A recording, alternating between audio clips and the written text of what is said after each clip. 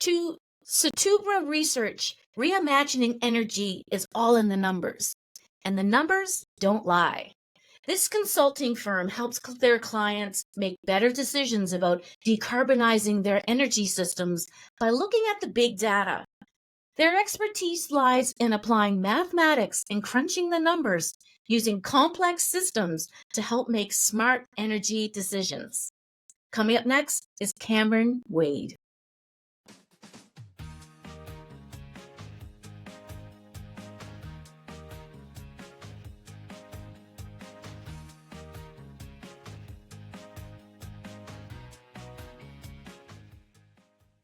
Hi, Cameron. Welcome. Hi, thanks. It's great to be with you. So tell me a little bit about you and how Sutubra Research began. Sure. So, a little bit about me. I kind of come from the math and physics world. That's where I did kind of all my bachelor's and master's education, learning a lot about kind of the low level equations of how this world works and so on. But was also always sort of fascinated with, say, energy and kind of decarbonization. Um, After my master's, I worked briefly at the European Space Agency doing kind of mathematical modeling of some, cool stuff for outer space applications, which was really interesting and kind of got me into more of the kind of computer programming sort of space, which will matter in a minute. But then I left to go do a PhD at the University of Victoria in a field sort of, not in math or physics, but in kind of energy system modeling, which is what Sutubra does. And so I'm sure we'll, kind of do a deep dive into the modeling aspect. But I was there for a couple of years, learning a lot about kind of power systems, decarbonization, energy systems, economics, that sort of stuff, which was fairly new to me. But kind of applying kind of mathematical modeling to it. And then an opportunity came up to do some modeling work kind of in the private sector in Atlantic Canada. And so I kind of jumped on that. I'm from Moncton and kind of have family in Halifax and stuff. So I was eager to kind of get back east. So I kind of gave that a shot. I was successful in with my application. So I had to start a company and kind of get started working on creating some energy system models out east. And so yeah, that's sort of how Sutubra Research started. It was a bit in a rush, in a response to kind of a request to do some work that I was more or less doing, very related to what I was doing in my PhD. So kind of took a leave from the PhD, started the company, and haven't really looked back yet. It's been busy. It's been a lot of fun. Yeah, and that was, I guess, three and a half years ago now. Wow, that's Yeah. wonderful. Tell me exactly what is open source energy and what does that mean? Yeah. So Sutubra Research, we do like a lot of energy analysis and modeling, and we use open source energy system models to accomplish that. And so there's quite a bit to unpack there, I'd say, and I guess we can kind of do it in two parts. There's the open source qualifier, and there's the energy system model part of it. So maybe I'll just start briefly with what is an energy system model, and then we can talk about what does it mean for those to be open source. And so this energy system modeling, it's kind of a nebulous term. It's very big, and there's kind of a lot to it. And so I'll try to just chart it out for your listeners, as best I can. And so energy system models essentially are these large mathematical models that we kind of plug into computers that represent the energy system. And what do I mean by energy system? That's really any part of the economy that, say, produces, moves around, or consumes energy. And we often think about those as separate sectors. So there might be like the fuel supply sector, like the oil sands and refineries and things like this. There's end use sectors like buildings, or like residential buildings, commercial buildings, transportation.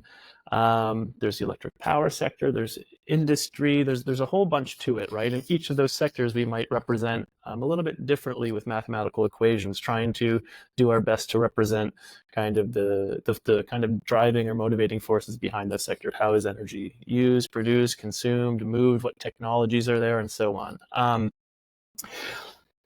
I think today we can just talk about power system model. We say energy system modeling. Power system models are sort of a subclass and really just focus on the grid, so electricity.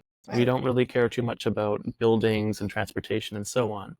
And I'm involved with both, but power system models a little bit easier to understand, and there's a lot to it, so we can kind of maybe limit the focus a little bit to those. And even within power system models, there's a whole bunch of different types, and we don't need to get into the weeds too much, but there's long-term planning models, and those kind of focus on, hey, if we want to get to net zero by 2050, how do we do that? What investments, what retirements are sort of required? What policies might support that, and so on. And there's a whole bunch of other models kind of going into more and more and more detail in terms of, there's sub-second kind of models that folks at the utility would use as well. But I don't really wade into that space. I'm focused more on the long-term models to say, how do we get, here's a target, how do we get there? What do we need to do in order to achieve that in terms of kind of investments? And so that's hopefully, not too confusing to summarize what are energy system models or what are power system models. And then, we'll talk now about that qualifier, open source. What's this, maybe some of your folks have heard it. I say it's kind of, I hope it's becoming more and more popular. And open source software really is just more or less a legal term to say that software is open source in that it provides any users of it the right to kind of redistribute it, modify it, and have access to the entire code base. So all of the kind of, complicated stuff is there for the users. There's no licensing fees, it's free to use, and so on. And so maybe to make it a little bit concrete, we can talk about, Mozilla Firefox, the web browser, or the Python programming language. These are examples of open source software. You can kind of use it for free. You can modify it as much as you'd like. And so, yeah, and then together we have open source energy system models. And so, I think you can connect the dots. These are large kind of pieces of software, mathematical models that model, in our case, the power grid, and all the physics and techno-economics behind it, but all of the code and the software is open. So if you wanted to, you could kind of browse all of the code that I've developed or co-developed with other folks around the world, and kind of really get to see what sort of assumptions are in there. And so, there's lots of benefits to that. And there's lots of folks saying, well, maybe utilities ought to use open source models for their planning. Right now, many utilities, if not all, use proprietary models, and so it's really hard for us, the ratepayer or taxpayer, to understand what assumptions are going into their models to justify their investments. And so now you hear some regulators or governments are starting to advocate for utilities or for kind of folks in private sector to use open source or to open source license their models, so that in an effort to kind of increase transparency and trust in those processes. Well, as energy generation is getting more efficient and it's constantly evolving, the models need to reflect this, or they do reflect this. This must keep you on your toes a lot. It does. I mean, I think kind of right now we're a bit in the golden age of power system, energy system modeling, because so, like you said, so much is changing on the ground. Historically we had a really kind of predictable and inflexible electricity demand. And on the kind of generation side of things were fairly kind of simple as well. You had these large centralized power plants like coal or gas or nuclear, and we kind of knew how those work, and it didn't really matter where you plop them down. And so the modeling work to inform kind of optimal portfolios was fairly straightforward. In the 50s or 60s, you could do it with pen and paper using something called the screening curve analysis. And so things have changed, right? Both on the demand and the supply side. And in terms of demand, no one really knows what it's going to look like in the future as electric vehicles, heat pumps, other end uses are electrified. And flexibility increases. Folks might kind of have a smart thermostat that modifies their furnace or their heat pump depending on power prices or something, right? And on the supply side, wind and solar and batteries are way more complicated to model because they're variable. They depend on where you put them in time and space. It's a whole, it's complicated, and folks on kind of the modeling side are kind of, we're quickly responding. And this actually is a good example of why open source, why there's lots of benefits to it. If I had a big firm and we had our own proprietary model, we can only advance as fast as maybe the 8 people on our modeling team can work. Whereas in open source systems, I work a lot with and develop kind of large tools that has a global user base and a global kind of developer base. And so there might be hundreds of us that contribute to these projects. And so, I would say, argue we're really quick to respond to this because, well, A, there's a lot more of us, and B, we can all kind of audit each other's work. And so I think, there's been some research showing that these open source models have quickly caught up in sophistication, if not surpassed a lot of these kind of more legacy proprietary models that many utilities might still be using today. Using math to solve problems, it's been around for a long time. It's nothing new. But what numbers, walk us through the process of what numbers and data do you crunch to create reports, for clients and for Yeah. projects? Good question. I mean, the short answer is a lot. A lot of the modeling process usually has several components. One of which is designing this model, the mathematical model of how things work, right? But those models are abstract, and you need to feed to them kind of data to say, well, what is the system in question, right? And so there's a lot of work in kind of gathering and processing the data for any given system. And so, for instance, we just finished some work doing some modeling for Atlantic Canada, and I'll kind of walk you through what that process might look like. And so there's several components. Like I said, you kind of develop the mathematical model, not just sort of sitting there waiting to be used. So now we need to kind of get all the data together, and there's several components of that in no particular order. The first is we need to figure out what's the load forecast, what we call it. What's electricity demand going to look like this year, next year, all the way out to say 2050, if that's how far we want to go out to. And so, you might have your own model that forecasts electricity demand, or you might take that data from someone else. If the utility provides that, you could use that, for instance. That gives you the data. Then you need to essentially get all the data that characterizes your resource options. So like your generators, your transmission lines, your storage technologies, right? And so for many of those generators, like coal generators, natural gas, nuclear, things like this, a lot of kind of big groups or national labs will report forecasts for how much they cost, how do they operate, what is their emission levels, that sort of stuff that we can use.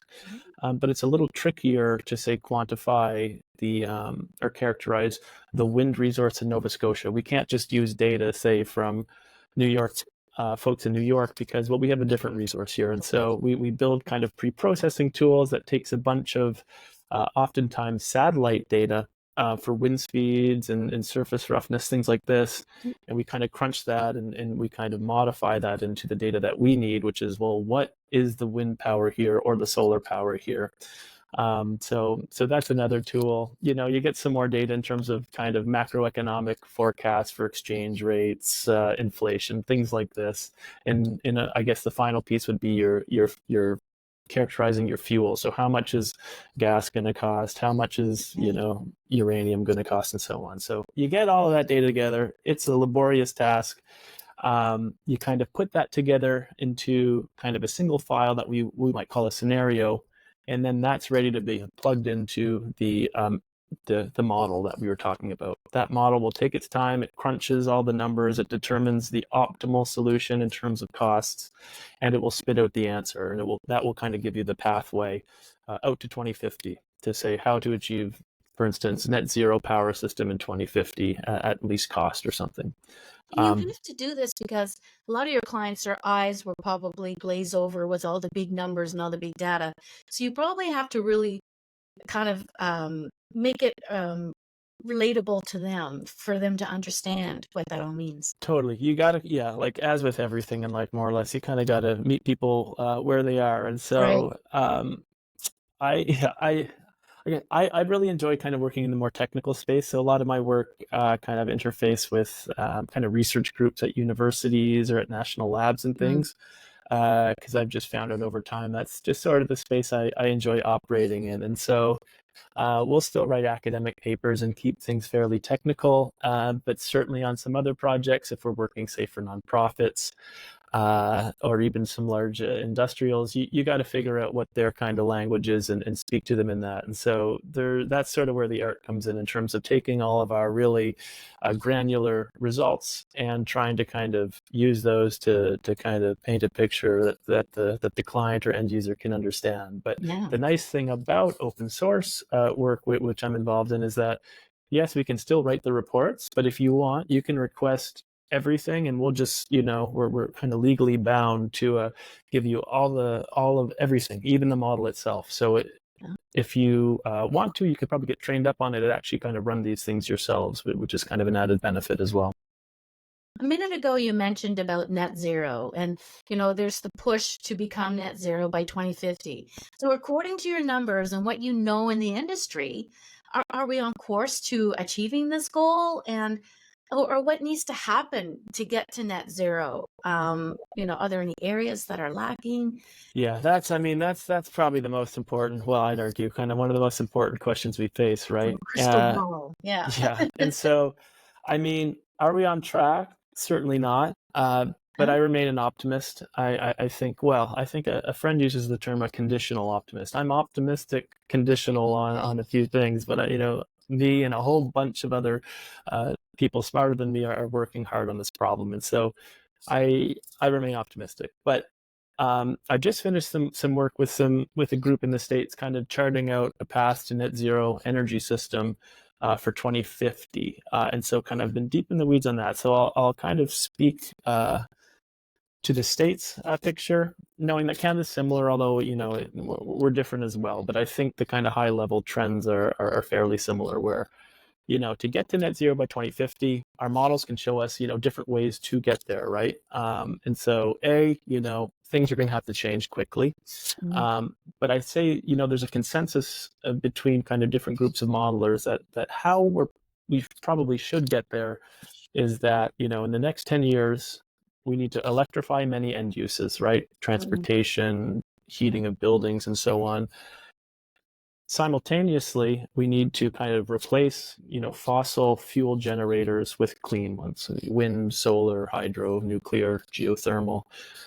Okay, but not only that, since we're electrifying a lot of end uses, we not only need to kind of substitute our emitting power plants with clean ones, we also just need to grow the level of total kind of power production in on our grid. And so that means adding a lot more wind, solar, geothermal, maybe gas with carbon capture, whatever it is, and a lot more transmission.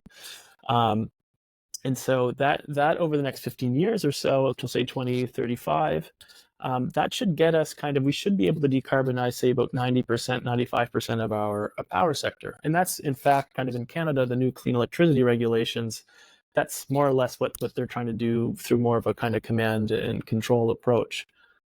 Now, if we do that, there's still other parts of the economy that we can't really just electrify simply, right? So that kind of electrification game will get us maybe about 2/3 of the way to a net zero economy. There remains about 1/3 of emissions, and that's from things like kind of industrial processes that we can't really electrify. They need really, really high grade heat, or they need fossil fuels as kind of a material input for chemicals and so on, or other things that really require the energy density that fossil fuels have, like aviation. It's going to be very tricky to, say, electrify, an Airbus, your plane over to Paris. And so that's another part of the economy where we're trying to figure out how do we make liquid or gaseous fuels that are net zero, right? So that's why I know you've probably chatted with some folks in the hydrogen economy. This is a big, I don't want to call it a buzzword. It's a big thing in Atlantic Canada and globally right now, and that's because folks have rightly recognized there's sectors of the economy that we can't simply electrify. We're going to have to figure out alternative solutions, and that might be hydrogen or hydrogen adjacent fuels like ammonia or methanol, or some other things like synthetic natural gas and so on. But the story is, the future is going to continue to have liquid and gaseous fuels. What those are is an open question. And there's some smart folks working on it. And then the very final part I would say is that there's still other areas of the economy, say agriculture, and still parts of industry and transport that we might never fully be able to decarbonize. And so we might, a lot of the models say we're going to require some what we call net negative technology. So these are things like direct air capture or using biomass to produce hydrogen or electricity and things like this, that on the ledger, they actually kind of, in terms of their life cycle emissions, they remove more emissions or CO2 equivalents than they produce. And so we're going to need some of those net negative technologies unless we get some really more disruptive kind of other technologies that we can't really, fathom right now. Interesting. But yeah, I would say that's sort of the path. Getting there is going to be challenging, and we're going to have to build a lot, right? So I think kind of putting that into practice is going to be the big challenge over the next 10 to 20 years. Really great answers. So you work with utilities to support their integrated resource planning. What does this look like? Yeah, so I mean, I will try not to get too boring here because I feel like this is a It's been topic that can really fantastic. get boring. So I guess power systems, you either have something like we have in Nova Scotia where you have a regulated utility, Mm-hmm. right? Or you have kind of deregulated markets that exist, say, in Alberta, Ontario, Texas, quite a bit throughout the States. In Nova Scotia or any area that has a regulated utility, there's sort of a utility that has the duty to serve electricity reliably and affordably to its ratepayers, and you have the regulator that kind of holds them to account. And so, how the business model works, a simplified version of the business model, is that the utility just gets a guaranteed return on any of their capital investments. And so they sort of have this incentive to build. And if they can build more expensive stuff to a degree, their investors get a better return. This is for investor-owned utility, which Nova Scotia Power is, and it's been a proven business model. It's worked kind of globally. I'm not trying to say it's or suggest it's a poor one. That's why you have the regulator, though, is that the regulator is there to advocate for us ratepayers to make sure that the utility is providing kind of an acceptable or a good level of service at the least cost, right? And they, up until now, don't care too much about emissions, but that's a separate conversation. Right now, it's about reliability and cost of service. So what happens is that the utility, if they want to build something, a new power plant, new transmission lines, they can't just go out and do it, right? They need to get that approved by the regulator. And they can't just go to the regulator and say, hey, we think it's a good idea to build X, Y, and Z. And the regulator is going to say, well, prove it, justify these expenses. And so the utility does a whole bunch of work as part of their integrated resource planning. Kind of that's usually what we term it. These planning exercises or these integrated resource planning exercises, and this involves a lot of power system modeling. There's lots of components of it, but I'd say the kind of central pillar to it is these long-term power system planning models that we spoke about earlier, right? Looking out to say, the most recent IRP, integrated resource plan that Nova Scotia Power did, goes out to 2050, right? So these are kind of 30-ish year plans.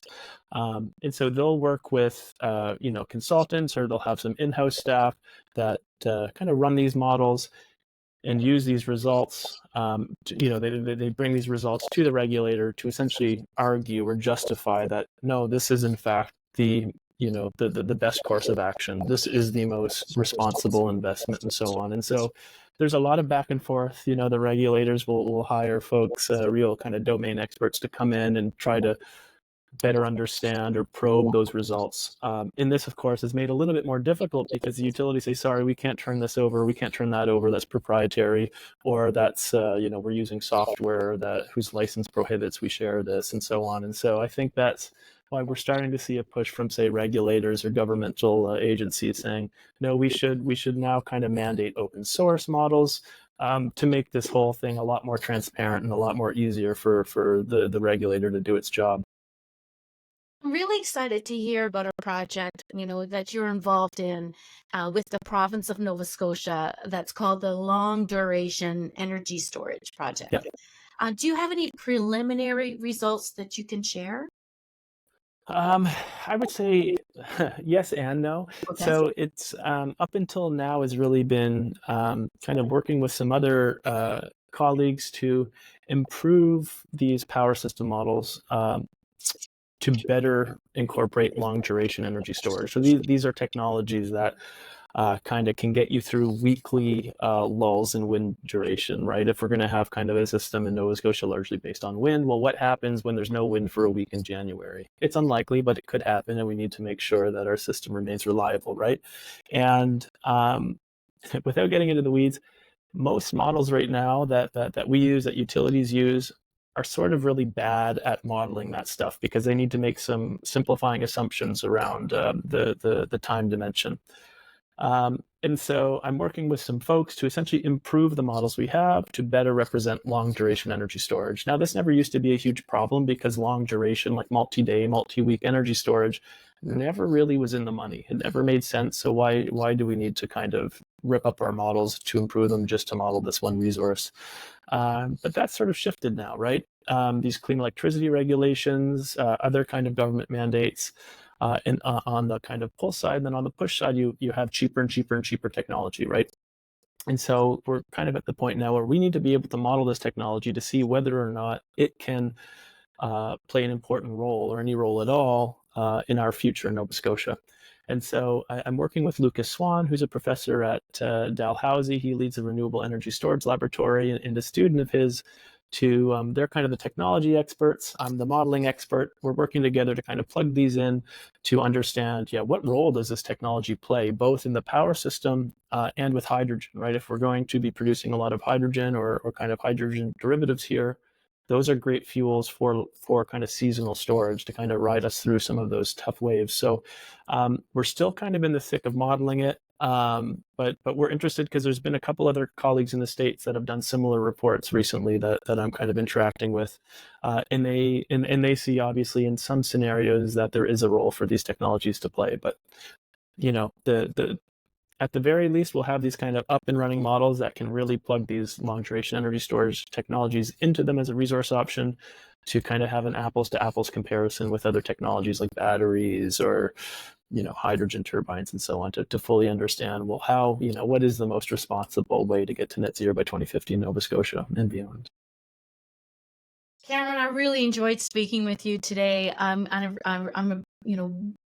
amazed with the knowledge that you have, and coming from a person who is horrible at math, and you kind of take it and you make it easy, for people like us to understand what's going on, because the numbers don't lie, I guess, when you put it all together.